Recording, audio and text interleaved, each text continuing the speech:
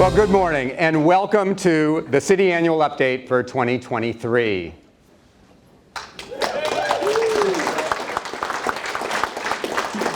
I'm Peter Katz, CEO of the Mountain View Chamber of Commerce and your host for the morning. Thank you.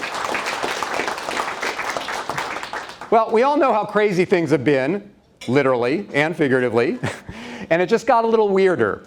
Our special guest, the mayor, is out ill today. But thanks to the wonders of modern technology, she'll be with us via video just a little later on. So stay tuned. We certainly wish her a speedy recovery. And while the past year as a whole, once again, has been quite unusual, it was marked by significant progress on the vision and goals set out 12 months ago. Hence our theme, Building Community Step by Step. The mayor and city manager will be sharing a number of important happenings around town. At the same time, our local businesses have been building the community with important new developments, with new inventions, with new happenings all over. You saw some of the videos during breakfast, and we'll sprinkle some more highlights in a bit. As for the Chamber of Commerce, we've been busy too. We're proud to co-host today's event, as well as fuel our local economy through information and training, professional networking, government advocacy, public forums, and economic development. In particular, we have these community building programs coming up. Scholarship Mountain View. We'll be awarding $50,000 worth of scholarships to deserving high school seniors.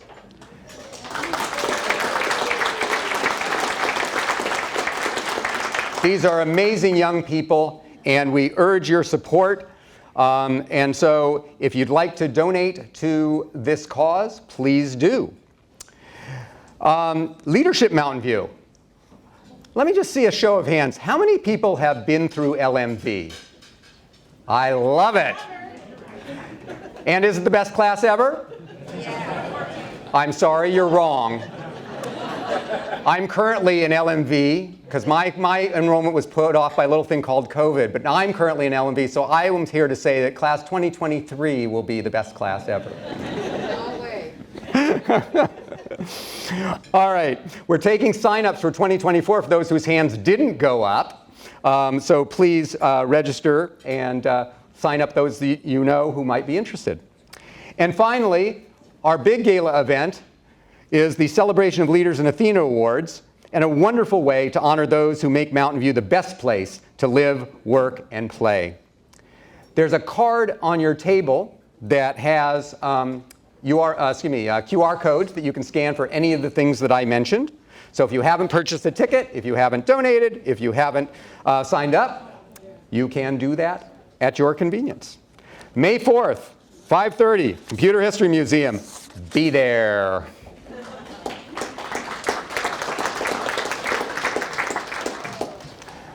To accomplish all of our goals, the strong supportive relationships are needed with businesses, nonprofits, government officials, and the public at large.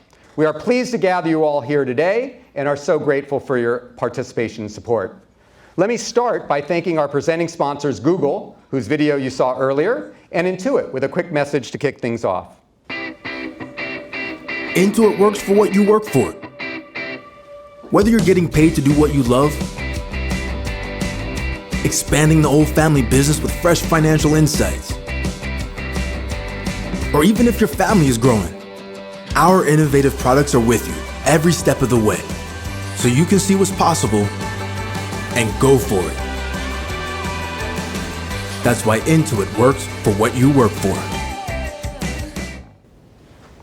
Okay. You know, when you have an event like this, you always say it takes a village. Well, it really does take a village, and we're pleased to be at the Villages and want to thank our host sponsor, Hyatt Centric. I should mention that a number of people keep coming up to me and goes, I didn't know this existed. So we are delighted to be able to be here. We thank the Hyatt Centric, and we also say this is why we have events, so we can showcase our city. And we also want to thank our TV sponsor, KMVT, who is taping today.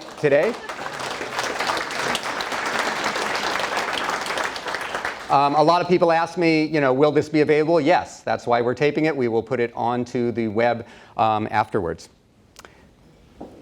And we want to thank the Mountain View Voice, our media sponsor for today.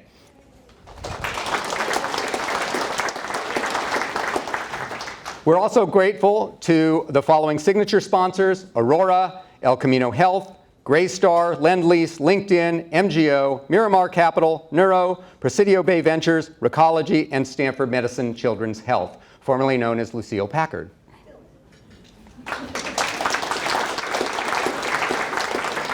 As well as our partner sponsors, the Village at San Antonio, KM Thibodeau Consulting, Synopsys, and the Jeffrey A. Morris Group. You heard from a few of them earlier. Here's some additional good wishes. Welcome to Mountain View's City Annual Update. El Camino Health is proud to be a signature sponsor of this event. Many of our executives and board members are here today, and we look forward to hearing from Mayor Alison Hicks and City Manager Kimbra McCarthy. At El Camino Health, 2023 is about connecting with our communities and prioritizing preventative care, like heart health. Our award-winning Norma Melchor Heart and Vascular Institute is one of the areas that this is happening. After a hiatus due to the COVID-19 pandemic, their Heart Forum is back and taking place tomorrow as a hybrid event, where attendees have the option to attend in person or online. Also in 2023, we are marking another major milestone as we prepare to unveil the first phase of renovations at our women's hospital. These renovations include additional private rooms and an expanded neonatal intensive care unit to provide our patients with the best birthing experience in the Bay. I'm really excited for what's ahead. Thank you.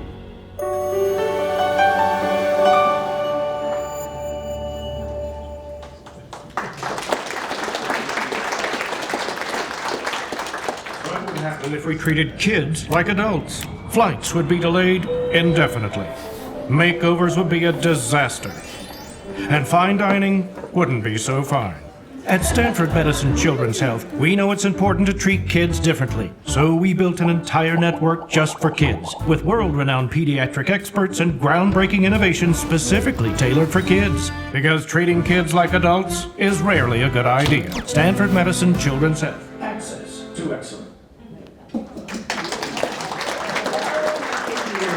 I'm Katie Farrick. And I'm Renee Reed, and we're from LinkedIn. We're proudly headquartered here in Mountain View, and we're pleased to sponsor this year's City Update. LinkedIn is the world's largest professional online network, with more than 850 million members globally. And we power this robust network from here in Mountain View. The value of being a LinkedIn member is the power of connection that you find there, which is why we focus on building real-life community connections where we live and work. Thank you to our city officials, leaders, appointed commissioners, our public safety and nonprofit representatives, and our fellow employees who are all here today. We're so proud to call Mountain View home, and welcome to the 2023 City Update.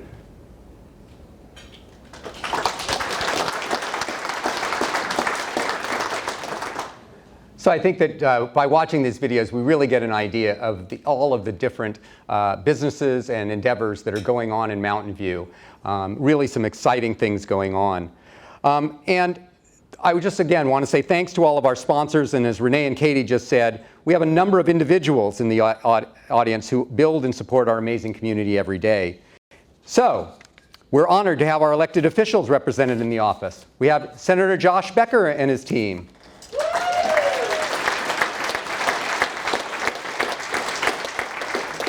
Supervisor Joe Simidian and his team.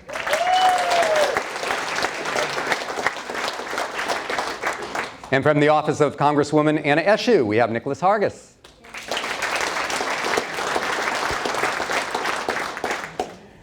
Going on to the village. From the El Camino Healthcare District, we have Board Chair Julia Miller.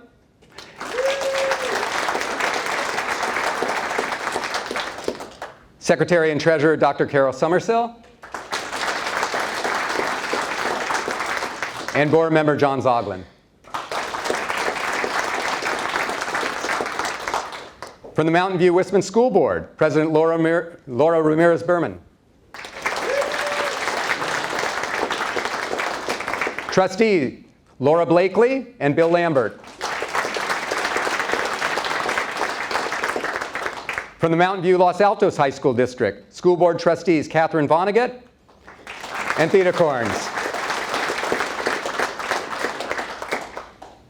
And Superintendent Nellie Meyer.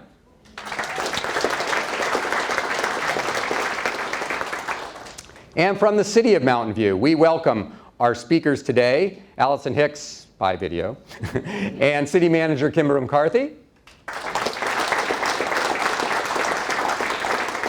Vice Mayor Pat Showalter, Council Member Margaret Abikoga, Council Member Ellen Kamei, Council Member Lisa Matichak, Council Member Lucas Ramirez, and Council Member Emily Ann Ramos. We also recognize members of the city staff. City Attorney Jennifer Logue, City Clerk Heather Glazer, Assistant City Manager Arne Andrews, Assistant City Manager Audrey Seymour Ramberg, Assistant City Manager Artie Shrivastava, Fire Chief Juan Diaz, Interim Police Chief Max Bozell, Chief Information Officer Roger Jensen, Human Resources Director Sue Rush, Library Director Tracy Gray, Public Works Director Dawn Cameron, Communications Director Lenka Wright, Deputy Communications Director Brian Babcock, Sustainability and Resiliency Officer Danielle Lee, Economic Vitality Manager John Lang. I know that seems like a long list, but we could have made it longer. But I really think it's important. One of the things that people always tell me that they love about these events is meeting people who they normally wouldn't meet, or putting names to faces, or, oh, that's the person I should talk to. You now have been named. Also, we are very, very proud and grateful to the members of the Chamber of Commerce Board of Directors who are scattered around the room. Can I ask you to please stand?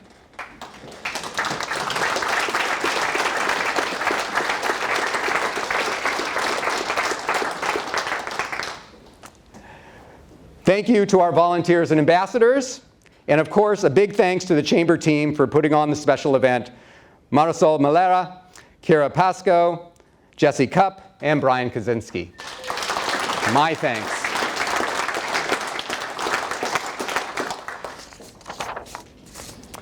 And now, for the formal part of our program.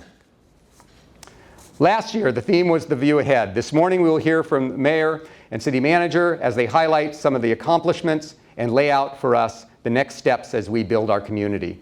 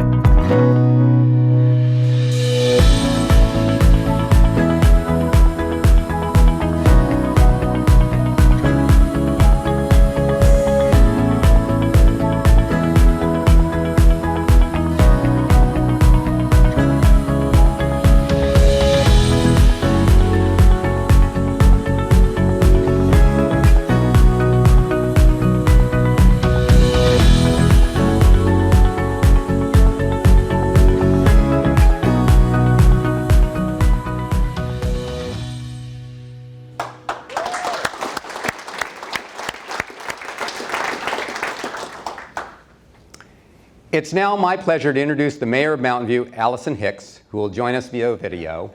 And if there's one thing we've learned in the last couple of years is that Zoom can be a little bit glitchy, but I really think it's a wonderful presentation, and enjoy. Welcome, everyone. I was so looking forward to being with all of you, and I'm so sorry I can't be. Unfortunately, I'm home with COVID. So a word of warning, COVID's less visible, but it's still with us. Keep taking precautions and stay healthy. And now with a big dose of Paxlovid, ibuprofen, and throat lozenges, I think I'll be able to present my city annual update.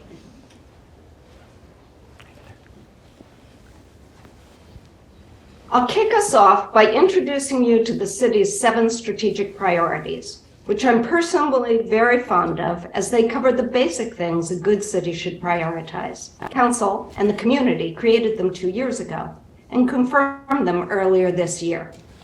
In brief, they are community for all, housing, mobility, sustainability, livability, economic vitality, and good governance.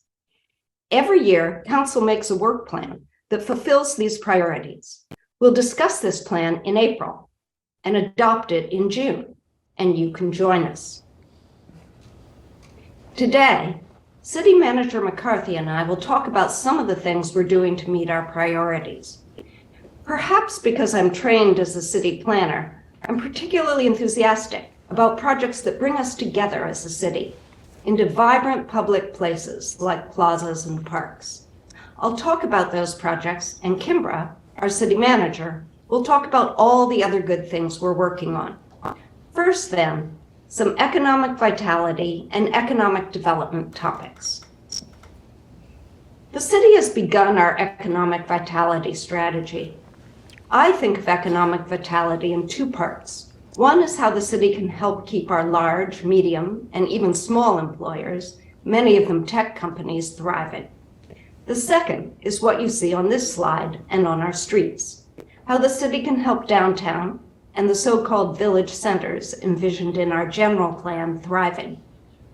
For me, as a planner, it's all about how we can become a 15-minute city. A 15-minute city is an increasingly popular concept that's all about developing a city where people can get their routine needs, food, dentists, gathering places, etc., within a 15-minute walk or bike ride. The city's consultant has done community meetings, focus groups, and a survey to get input on the strategy, and we'll bring that information back to council soon. These photos are of Bloom's Giving, our new plant and coffee shop on Castro Street. As I'm sure you all know, during the pandemic, we closed Castro Street, our city's historic main street, to cars so that people could dine safely outdoors and hang out in what's become a public plaza. I have to say it's one of the most popular things we've done since I've been on council.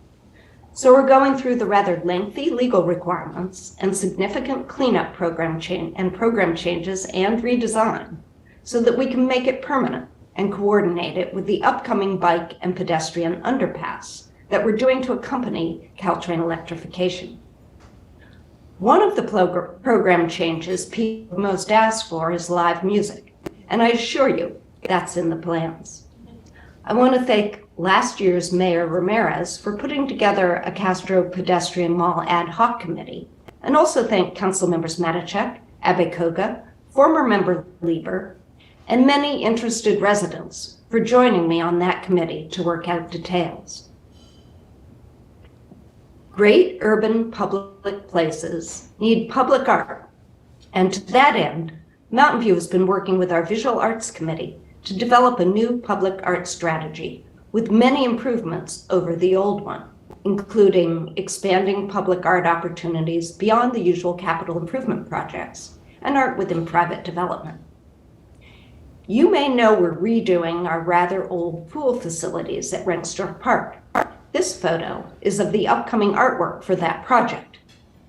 It will include exciting artwork like the interactive water drops by artist Enes Osteris Constable in this rendering, as well as wave benches by Masako Miki, not in this rendering, and holographic artwork by Liz Hiccup. There will also be murals in the new bathrooms elsewhere in Rangsdorf Park, and I can't wait to see them. In most cities that still have them, the historic core is one of the most lively public gathering spots. The human scale and gridded streets of historic city centers attract people to stroll and hang out. Mountain View's Castro Street, which grew up when the railroad was put in the 1860s, is no exception. Before we closed Castro to traffic, pedestrians would flow into the street anyway on weekend nights. The city is updating its historic preservation ordinance and register, including incentives to encourage preservation of historic resources. In this photo, we have the historic Mockbee building on the left, built by former Mayor Mockbee, now Eureka Restaurant, and the Farmers and Merchants Bank on the right, now Red Rock Cafe. Also very important this year, we'll be working on our active transportation plan. Active transportation is basically what it sounds like: walking, biking, scooting, and any other kind of transportation active like tricycling in this photo. Active transportation is an important part of how cities around the world are cutting their carbon footprints. We need to beef up our active transportation infrastructure. Biking increases when it's safer and has good routes all over town.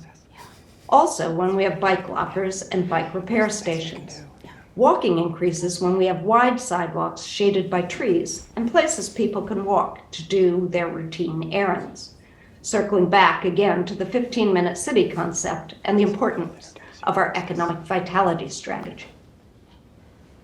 Lastly, I'll talk about our natural environment. The city is developing a comprehensive biodiversity strategy. Bay Area cities are doing this as an important part of their sustainability and climate resiliency work. You may know that species extinction is one of our most serious environmental problems, on par with the climate crisis in terms of its devastating effects. What you may not know is that cities are important sites for increasing biodiversity. You'd think the countryside would be the best place to increase biodiversity. But much of our countryside is agribusiness with heavy use of pesticides. Pesticides, as you know, are designed to kill small creatures, and they do that very, very well, eliminating birds, butterflies, and all sorts of creatures that are part of a healthy web of life. Thankfully, these creatures and people all thrive better in biodiverse cities than in concrete jungles. So our strategy aims to preserve and enhance the diversity of plants, trees, and wildlife in parks and on other public and private lands. We will include an urban forestry plan within our biodiversity plan. This plan will replace our existing community tree master plan.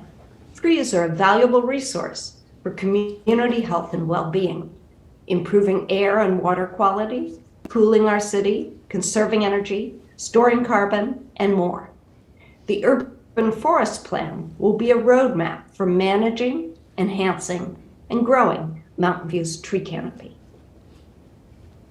Since the beginning of urban industrialization, parks have been seen as essential for the physical and mental health of city residents.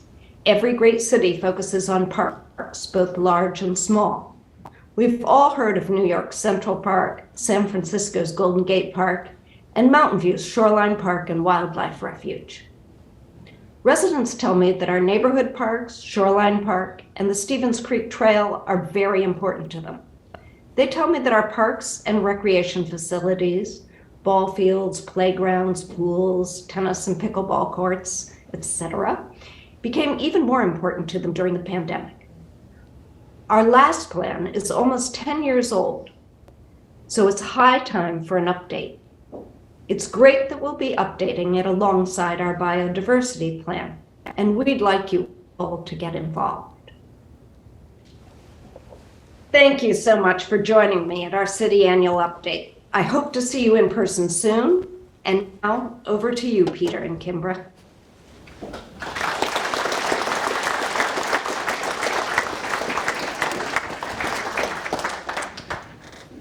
Okay.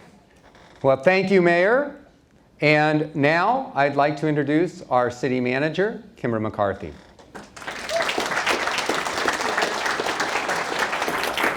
Thank you. Okay, I'm gonna have to figure out how I move this mic. I am someone that talks with my hands. So let me move this in a way that you can you still hear me? Like this? All right, great. Okay, I need to turn this on too.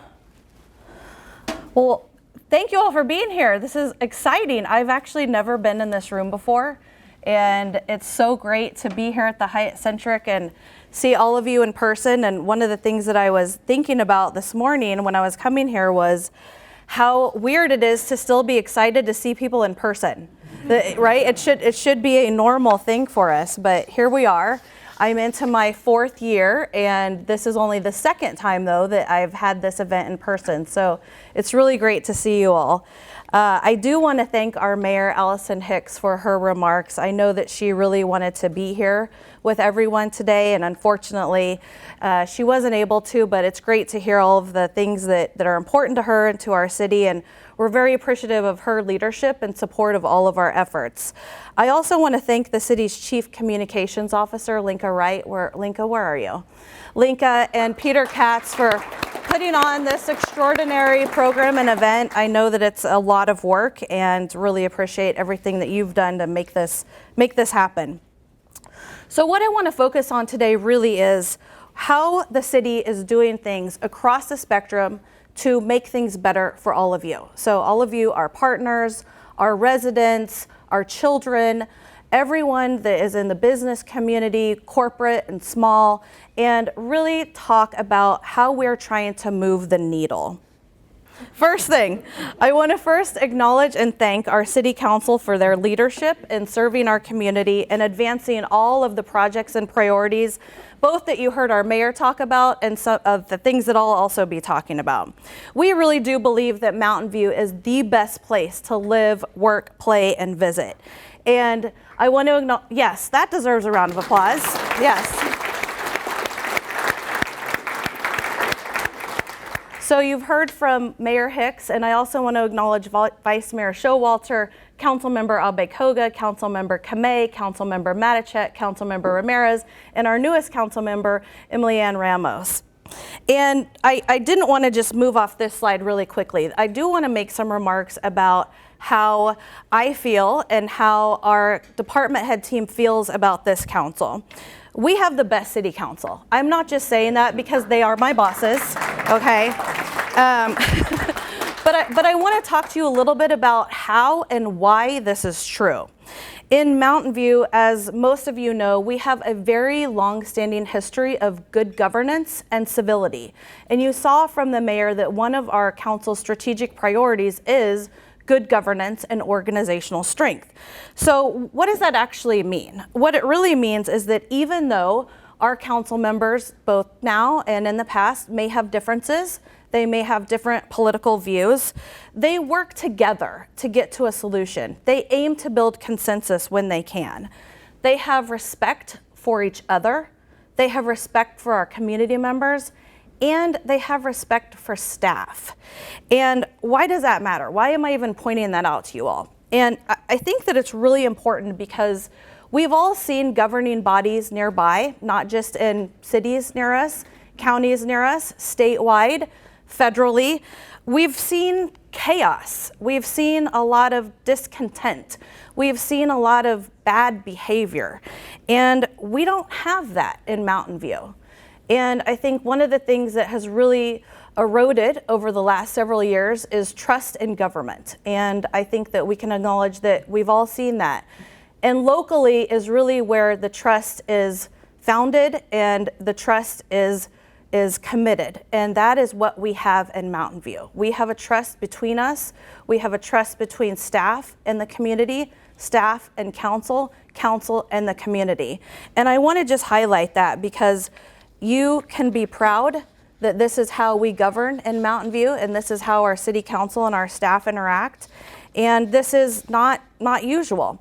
So this is really what I want to talk about today is how we have been able to move the needle together. So we acknowledge that there's a lot of things that we still want to do that we haven't been able to get to, or some things we may be able to do better or differently. But I think the bottom line is that we are trying. We put action behind our words. And so I think that it's a really great thing to be able to highlight today. And let's just dive into it. Community for All is essentially the council's this is crazy. Okay, this is the slide. All right, maybe I should have arrived a little earlier to test this. Community for All. This is council's foundational strategic priority. And really what this means is that the city works very hard to promote strategies that affect our diverse community. And we are promoting programs and events that bring everyone together. These are really the core values in Mountain View, and these reflect the values of the work that the city does every single day. So what you see here on this slide are pictures from our Dia de Muertos event in October, and that event was done in conjunction with the city's Monster Bash. So I don't know if any of you have small children, but Monster Bash and Dia de Muertos are events that we put on annually for children in the community to come celebrate not only Halloween, but play. And this has actually turned into a huge regional event. We had around 4,000 people attend last October, and now we're hearing people coming from all over the Bay Area. So these are pictures from that event, as well as pictures from our multicultural festival.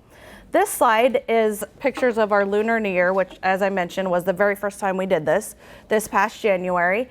And the great thing about the Lunar New Year project was that this was the brainchild from our very first annual Chinese Language Leadership Academy. So you will see some pictures of our Chinese Language Leadership Academy participants, and that happened last year. So this is really just a great example of not just bringing new people into the community and making them feel a part of it, but also them taking action and working with the city to actually implement a new event. So we're really excited. We're going to be doing this every year along with our multicultural festival. So I can't not mention housing. We all know that this is probably the foremost issue in our region that we all have to tackle, not just in Mountain View, but in all of our cities regionally. So I want to talk a little bit about what we're doing in this space.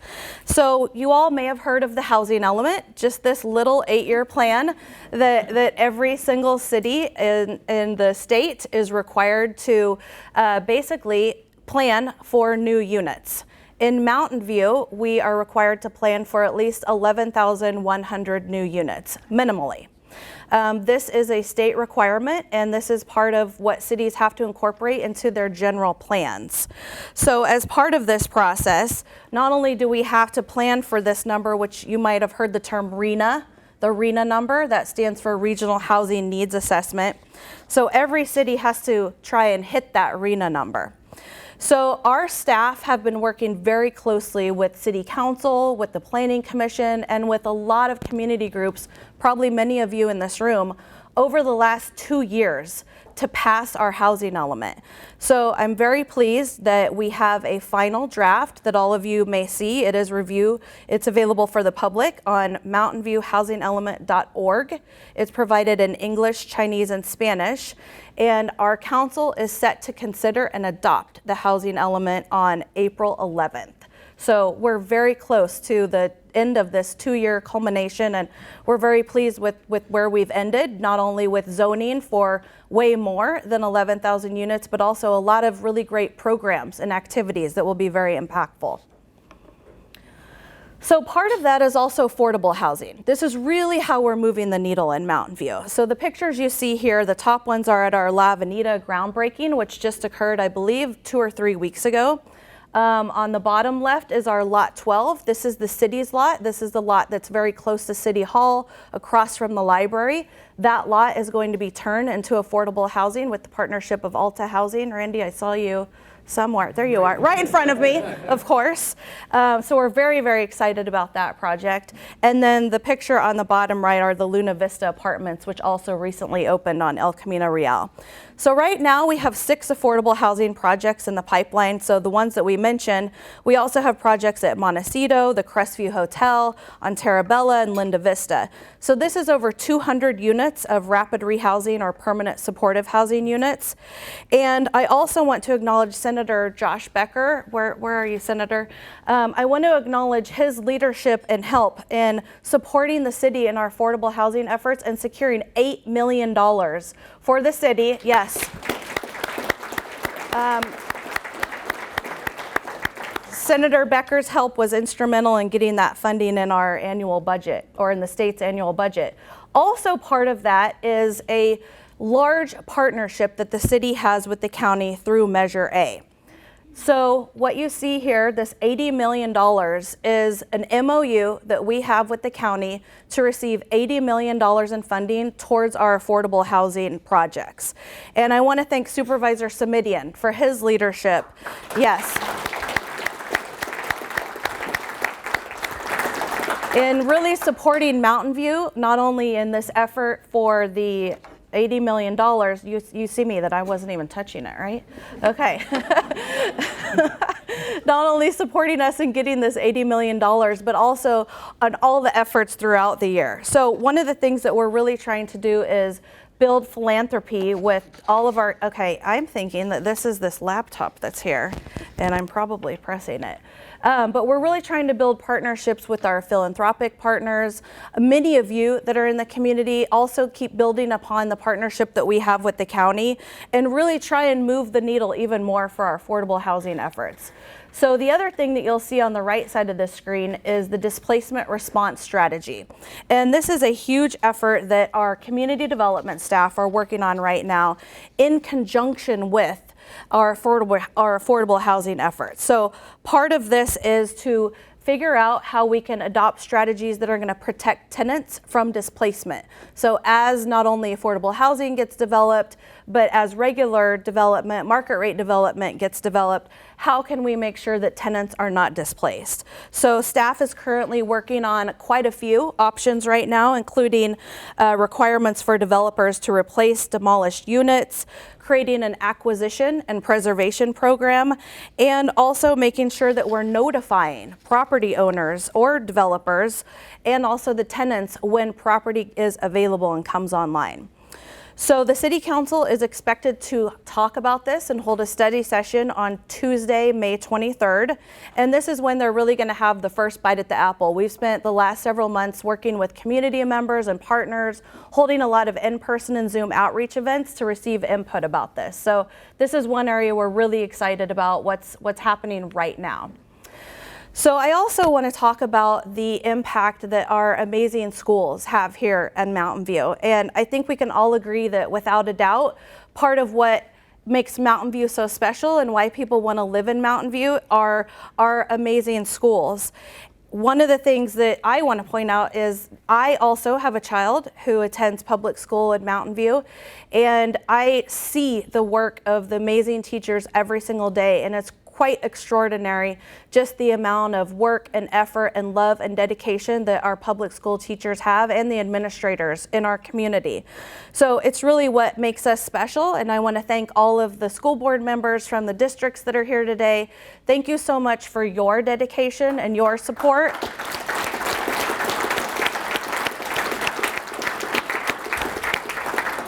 The city is very proud to collaborate with our districts on so many amazing programs throughout the year. You see some of those in these pictures. The bottom item on the right is from the notice for our 777 Middlefield Teacher Housing Project. And this truly is extraordinary. This partnership between the city and county and affordable housing and of course the Mountain View Wisman School District is going to bring over 140 units for teachers to live in and also 20 units for city staff. This is just completely extraordinary. I think this deserves a round of applause in and of itself. Just in having the ability to do something like this. We also have our state routes, our Safe Routes to School program, which you see. We host crossing guards with the schools. We have a very robust school resource officer program, which you see on the top left. We have a PAL mentoring program. There's just so much work that the city does with our schools. And in the bottom left, I believe that's one of the teen or high school activities. We have a VIEW. The VIEW is what it's called, our teen center. So just a lot of work throughout the year with our schools. And we couldn't be a successful community without our schools. So I want to make sure that they are absolutely acknowledged for the part in making the city so special. So the next thing I want to talk about are the development projects. And again, this is one of the priorities of council to grow intentionally. So not just to have development all over, but really be intentional about it. And part of that is certainly the projects that we have with Google. And most of you probably know about the two major projects that Google is developing in Mountain View right now. The one on the left is the Google North Bayshore Master Plan.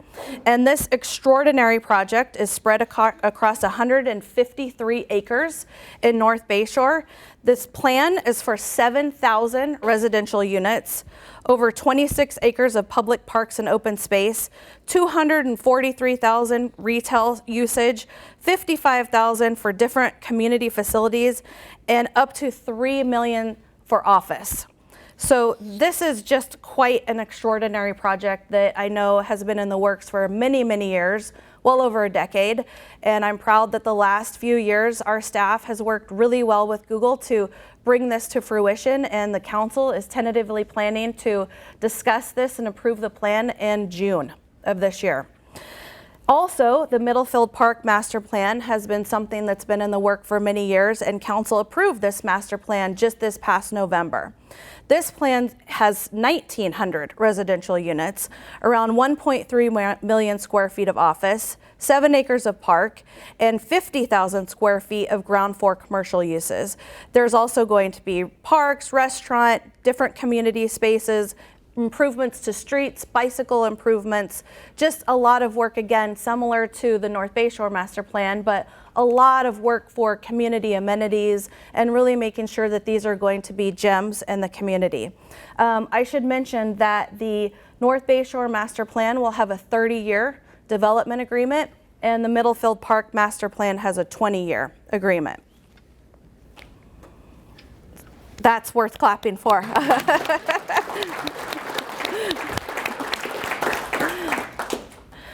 All right, the next thing that I want to talk about in terms of development is development that the city needs to do for our own facilities. So you all are probably aware of our public safety building. This building was opened in 1980 and unfortunately by today's standards does not meet any seismic retrofit standards at all. And of course the irony is that our 911 call operation center is on the bottom floor, basement, and our emergency operations center. And this building has flooded several times, certainly in the last few months. And it has been apparent for many, many years that the city needs to build a new public safety building. So not only does it include the 911 call center and operations that I mentioned, but all of our police department operations, our emergency dispatch, our fire department admin staff, and many other essential employees and programs are out of this building. So what we've been doing so far is designing it. Right now, currently, staff is anticipated to come back to council at the end of this year for the design plans. And we're hoping to go to bid in 2024, and we're hoping to start construction in 2025. Now, you might be wondering, how much does this cost? I believe when they started talking about this, maybe a couple decades ago, they thought the cost would be around $40 million. So right now we're inching up over $160 million. So what this means is that the city is going to be looking to our community's help and to the community to help us. We're going to likely need to do a revenue measure in 2024 to really help protect our public safety operations and expand this building. So this is something that you'll be hearing about a lot more in the year or two to come. Then the next part of what I want to talk about is something that I think has been very near and dear to our city council and many of you over the last certainly couple years during COVID, and that's really focusing on the most vulnerable members in our community and how we're trying to help people and move the needle in that aspect. So what you see here on this slide are a lot of the programs that we've been working on the last few years, and I'd just like to talk a little bit about these programs and how they're making a difference. So the first thing that I want to talk about is our Elevate MV Guaranteed Income Program. So this program actually was launched in the middle of COVID, And the idea was that it would serve around 166 families, and they would receive $500 a month payments for now for 2 years. Initially, we started out with a 1-year pilot, and now it's turned into 2 years. And I want to acknowledge the help and effort of Community Services Agency, our wonderful partner for this. That also deserves a resounding clap. A couple years of so much hard work. There were so many partners that we work with, not only here in Mountain View, but throughout the country. Everyone from the University of Pennsylvania, their research center, to the Stanford Basic Income Lab, of course, CSA, community partners, and the folks just received their first payment on December 15th. And it's already changing lives. We've heard so many stories from the participants who've said, I was working 3 jobs. Now I only have 1 job that I'm working at. I have a little bit more money to take my children someplace on the weekend or do something with them in the evening because I'm not having to go from one job to the next job to the next job. So we're really excited about just even the first 2-3 months of this program and just how it's helped our community members so much. Another thing, you all are aware of our safe parking program. We have the largest safe parking program in the entire county. We're not the largest city in the county. We're not even the second largest city in the county, but we do have the largest safe parking program. Right now we have up to 101 spaces, and over the next couple months we're going to actually be adding, I think, around 17 more spaces. Those spaces are going to be at the Shoreline safe parking lot. So if you ever go out to Shoreline Park and you look near where the fire station is, to the right of the fire station, you'll see the Shoreline safe parking lot there. So we really are moving the needle and trying to expand where we can. Another thing that I want to mention is our Mountain View Solidarity Fund. So some of you may have heard about this, you may or may not have heard about this, but this is an all-volunteer, multiracial, cross-collaboration in town led by working-class Latina mothers who started this effort literally around a kitchen table. And the Solidarity Fund advocates for our most vulnerable residents in Mountain View. And what the city did during the pandemic was provide the Solidarity Fund $1.8 million in direct funding so that families could receive their money immediately and use it however they wanted to, whether it was on rent or bills or school or whatever their needs were. And I also want to recognize the Los Altos Mountain View Community Foundation, Adine. Thank you very much. Adine is a very strong partner of the Solidarity Fund and their fiscal agent. And the work and the hours of love and care that they have put into this are quite extraordinary. One thing that just happened this week that I wanted to mention was that the Latino Community Foundation nationwide led, I guess you could call it an effort to take Latino community member leaders from around the country to the White House to talk about the efforts underway and dollars that were received during the American Rescue Act funding that was given away by cities. So one of our Solidarity Fund members was part of that delegation. So they were able to talk about the work that the city of Mountain View did with the Solidarity Fund to California Senator Alex Padilla and also senior members of President Biden's administration. Quite extraordinary work. Mountain View, yes.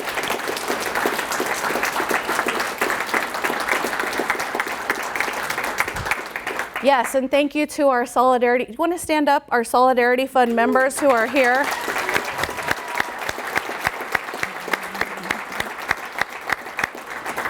Just extraordinary work from a kitchen table, starting at a kitchen table, going to the White House. So the city has been very proud to work with the Solidarity Fund and the Community Foundation on this effort. Now, the next thing that I want to talk about is sustainability and resiliency. We can't do all of this stuff in the future if we don't have a functioning, thriving planet and community. So one of the things that Mountain View is very focused on are our climate actions. So to be carbon neutral, most of you may know, but we'll give a little bit of a background here. A city has to achieve net zero greenhouse gas emissions, and that's through a combination of different efforts. So not only trying to remove the GHG emissions from the atmosphere, but also by enacting programs and policies that help lower those greenhouse gas emissions. Right now, we either have a goal to exceed the reduction target of 75%, which was our 2005 level, and we can do that through various things like planting trees, making our buildings more efficient, focusing on energy instead of gas. And the goal of the city over the next several years is really to focus on decarbonization. So what you see here on this slide are the efforts that we're really going to be focused on. So right now, the council has a resolution in place to be carbon neutral by 2045. And you've probably all heard about the goals that the state has, maybe that many other cities have, to actually speed that up. So we're working on right now exploring acceleration of that to implement strategies by 2035 now to really help us achieve those goals and move the needle. And part of that is through our work with the Silicon Valley Clean Energy Foundation. So we actually were a founding member of SVCE, and we've been receiving renewable and carbon-free electricity over 5 years. Those of you that live in Mountain View will see that on your electricity bill.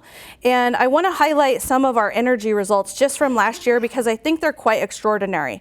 So last year alone, we had an 82% reduction in electricity-related emissions. We had almost $800,000 in bill savings for Mountain View customers. There was almost $80,000 in cash payments to customers who bought surplus solar energy. So even people who are buying solar, that's really helping move the needle in SVCE. And then there's also around 41,000 households and businesses that receive clean energy from carbon-free sources. So we're really, really trying to make a dent in this area. We have many actions to where you will be part of and you'll be hearing about a lot of the things that we're going to be working on in the next couple of years towards decarbonization. And then I do want to also highlight our wonderful regional gem, Shoreline at Mountain View. I think we can all agree that this is one of our most treasured resources in Mountain View. And the really cool thing that's happening this year is that it's the 40th anniversary of our regional park. So what you see here is just some pictures, not only just the trails that are at Shoreline, but also the wildlife that's so important at Shoreline. And it's hard to believe, I think you all may know, that this used to be a landfill, a hog farm, and a wrecking yard. So this area used to be described as having foul odors. A lot of folks never wanted to go there. It truly was just an eyesore. And so in 1968, city leaders had the foresight to purchase this property, and then state law created the Shoreline Regional Park Community. And that really was the legal obligation that was set for the city to not only maintain the regional landfill, which is all underneath Shoreline Park now, but also develop the park and support all of the development of North Bayshore into, even back in the 60s, they wanted it to be the center of economic opportunity and planned for housing. So a lot of people don't know that. Even in the 60s, there were plans for housing. So it's quite extraordinary that we're now at this point to be able to do this. So one of the other things that council worked on recently was the North Bayshore Precise Plan. So this is going to guide the final phase of Shoreline's development. And so this is not only housing that we've talked about, but also a lot of major infrastructure projects that are going to address transportation and mitigate the impacts of sea level rise. Something that you all may have seen if you go out on walks around there are a lot of trucks coming in and hauling dirt back to where the bay is, and those are the salt pond areas. So the city's been working with the U.S. Fish and Wildlife Service and the State Coastal Conservancy Commission. It's called the South Bay Salt Pond Restoration. And what this is doing is helping build up the tidal marsh and the different habitat islands and the marshlands around that area to really help adapt to sea level rise. This is an effort that's going to help prevent dampening of that coastal area and any wave impacts to the city's shoreline too. So you might see that when you're out at Shoreline. So that's also a really significant project underway. Just recently, the city adopted the Shoreline Wildlife Management Plan. I believe this was at the meeting on March 14th, and this plan is going to cover all of the different wildlife habitats found at Shoreline and all the different areas where our egrets are and the different birds. And this wildlife plan is going to be really protective of the species there, and it's going to integrate not only with the burrowing owl plan, but also a lot of the other plans that are underway at Shoreline. So this plan is really going to make a special place out of Shoreline. And there were a couple other slides on this. Doesn't look like they showed up, but let me go back here and make sure. Let me just highlight, just for purposes here, it doesn't look like they're included on here, but I want to mention that the city is launching a brand new website. So if you haven't been to the website in the last day or so, there is a link on the homepage that'll take you to a beta test of our website. We would love you all to go check that out, provide feedback to us, and let us know what you think, because we're going to actually be launching this site in the next, I think, a couple months or so, this spring. The reason why that's important is because as we talk about building community step by step, we really want to make sure that part of that is how we're informing you and how you're getting information about the city. And our website's rather old. It's not as intuitive. It's not mobile friendly right now. So we're really taking that step to help inform our community members a lot better. So please visit our website, give feedback about the beta test site, and I believe that's the end of the presentation. Thank you so much for being here and for supporting the city. Thank you. To all of you who are here, we will send the QR code. It'll take you right there to the survey for the beta site. Thank you very much. I want to thank both our mayor and I want to thank our city manager. I will say one thing about being with the Chamber of Commerce is a lot of people say, what's it like working with the city? And Kimbra alluded to it earlier. This is a great place to work with. It really is. One of the things that sets us apart is this sense of community, of working together on common goals. And yes, we're all very outspoken, but we do it in a civil fashion and we do it in a collaborative fashion. So thank you all for being a part of that.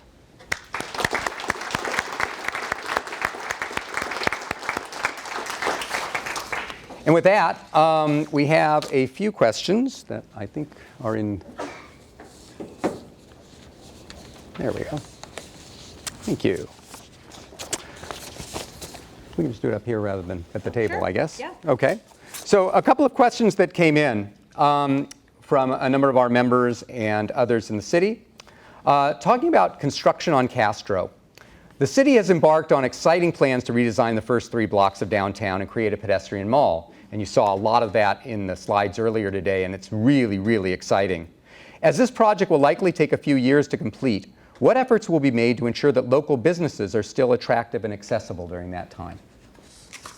So thank you for whoever asked that question. I think this is what a lot of people are wondering about, what's going to happen to Castro Street, especially downtown, now that we're closing those 3 blocks. And as the mayor mentioned, we have a ad hoc committee of council members that are addressing this. But more importantly, just last month, in February actually, it's still March, right? Yeah.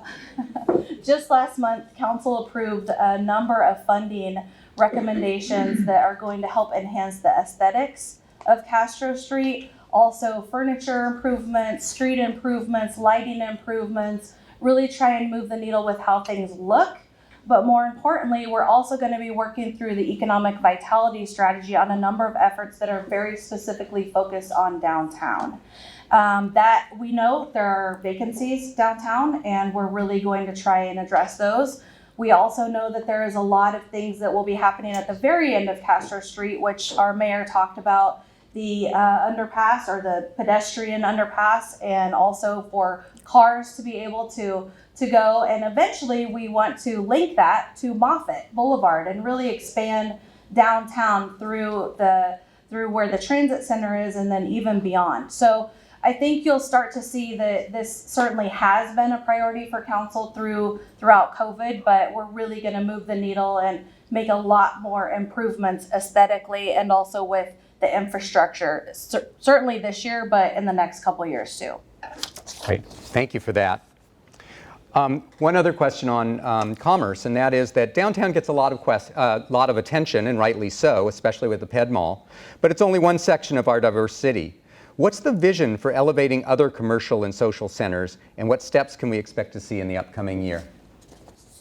So you'll hear us talk about the economic vitality strategy a lot, and that's really because what that strategy is going to come up with is basically a to-do list of all the things that we need to do, not just downtown, but citywide, to enhance our economic vitality. So you may have heard a lot of conversations before about how we think about our different areas and neighborhoods as having village centers. And so in those various village centers, we have various retail stores, we have various businesses, both large and small, and that's really also going to be a focus of the economic vitality strategy, is how we can help enhance those areas of Mountain View and not just downtown. So we're really going to try and make a lot of efforts that way. That plan is expected to come to council within the next few months.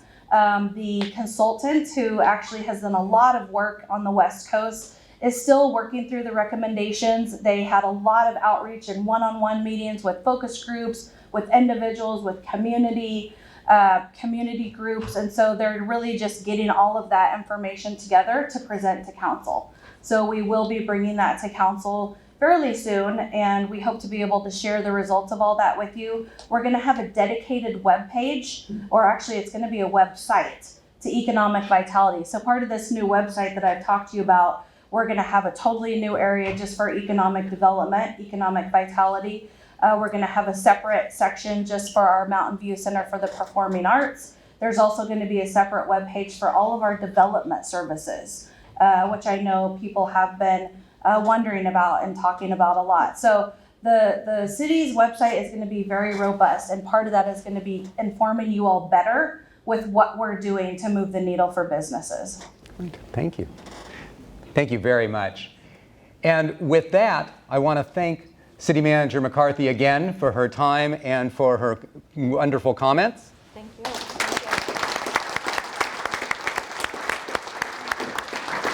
And of course for the amazing job that she does running the city, along with